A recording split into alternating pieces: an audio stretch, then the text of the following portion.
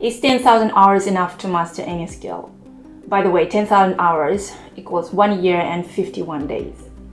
And as Malcolm Gladwell says in his bestseller book, Outliers, that you need 10,000 hours of intensive practice to achieve mastery of complex skills like playing violin or getting as good as Bill Gates in computer science. Well, I'm definitely not an outlier by any means, so I thought I would take more conventional path. Hi, if you don't know me, I'm Natalia. I'm a cloud and DevOps engineer, and on this channel I'm sharing my thoughts and learning about the tech, personal finances and growth. Many years ago, I decided to get an education or just to do upskilling every 10 years. It can be formal like going to university or informal to create your own training plan and follow it. So far, I think I'm on my track and got 2 formal degrees and 1 informal. You probably think, oh, it's too much learning. I don't have time for learning. I'm too old for learning. Dangerous thinking, especially now. The speed we are moving towards new technologies, innovations, automation, and the rise of generative AI is impossible to comprehend. Working in the heart of this movement gives me the opportunity to share some insider information. And let me tell you, there is nothing to stop these processes. It's getting faster and faster. What does it mean for us? It means that we need to bootstrap ourselves and try to align our knowledge, skills, and mindset with the current trends and changes. I often think that even 10 years is too long considering the speed of our progress. Anyway, let me share how I learn and train myself to get the most out of my study. I'll give you 12 steps I use to increase my mental productivity. Number 1, let's start from training plan. I always have some sort of learning or training plan. If you go to university or school, they provide you with a plan and modules they'll be teaching. If I decide to learn any skill or subject by myself, I have my own plan, which I follow, and it keeps me on the track. For example, when I was studying photography, I was determined to get fundamentals like lighting, composition, camera basics, exposure, white balance, and so on. Knowing and feeling comfortable with fundamentals is the most crucial part of any subject or skill. Number 2, handwritten notes.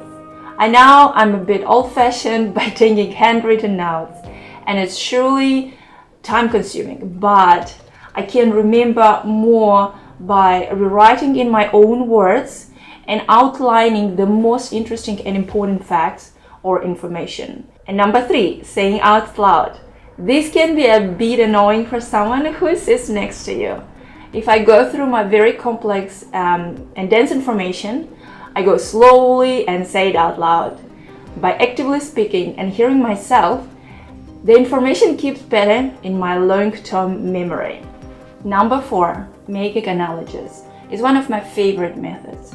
You'll remember and understand complex concepts by relating them to something else and more simple. I like to use analogies from my personal experience and just daily life. Concepts can be difficult to wrap your head around if you can't visualize or compare them with something more simple. It's a very powerful approach, an absolutely amazing way to boost your creativity at the same time. Number 5, multitasking is your enemy. When you study, completely remove everything that distracts you. Multitasking slows you down. Multitasking makes mistakes. Switching between tasks is time-consuming because it takes up to 25 minutes to refocus on task after distraction. It simply means by switching tasks, you are losing valuable time that can be spent on deep work. Number 6, now your most productive part of the day. We all have time in a day when we are the most productive. For some people, early mornings work the best, and for some creative individuals, the most productive time of the day is night. And I know that the best part of my day, which I'm the most productive, is the morning. Number 7, 10 minutes break. I don't use the Pomodoro technique, which is 25 minutes of deep work and 5 minutes break. after. Lots of people say it's really helpful though. I prefer personally 15 minutes of deep work and 10 minutes of break. I like to stretch or make myself a cup of tea. And if you overload yourself with lots of information, your brain gets tired.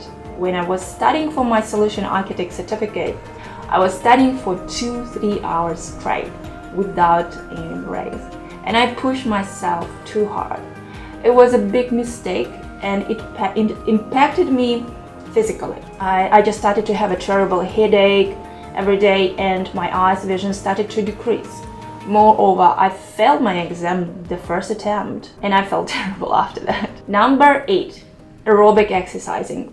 Recently, I had an interesting conversation with my husband where he was telling me that I love running. Indeed, I do run for about 30-35 minutes a few times per week. He was surprised when I told him that I actually hate running. It's something that I do automatically, like brushing teeth, and I know it's good for my brain and heart, but loving, I think it's quite a strong word. Number 9, using different sources of information. By the nature of my work, I need to learn and understand many difficult concepts. I found out that switching your sources of information helps you understand topics faster. If I don't understand something straight away, I try to find a different explanation in video format, blog, or forum.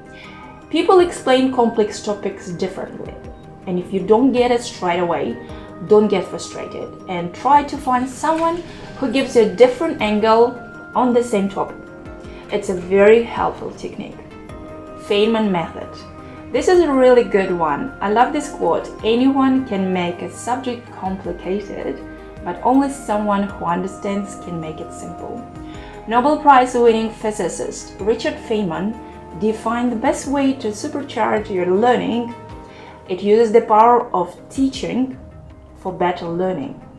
Pretend that you explain some complex topic to a child, like 8 or 10 years old, who has enough vocabulary and attention span to basic concepts and relationships. It should be simple and clear. Number 11. Always get enough sleep. When you get a good quality sleep, it helps you to retain the information better. For me, a good night's sleep is better than any medicine, caffeinated drinks, and anti-wrinkle cream altogether. There is a trend to get up at 5 a.m. because they say you are more productive and their early mornings and ultimately can accomplish more tasks. I never tried it, and to be perfectly honest, I'm not sure if it's going to work for me. Let me know in the comments if you get up at 5 a.m. and how it improves your productivity. Maybe one day I will give it a try. Number 12 and the last one.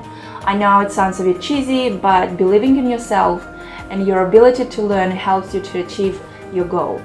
Yes, you might not be a super fast learner, but you can arrive in your destination by taking little steps every single day. I'm not a fast learner, but I push myself to become better constantly. I'm wrapping up my video and hoping you got some useful information. If you're finding value in this video, hit a like button. It means more people will be able to get the message. And if you have any questions, please leave them in the comment section down below. Enjoy the rest of your day and see you soon. Bye!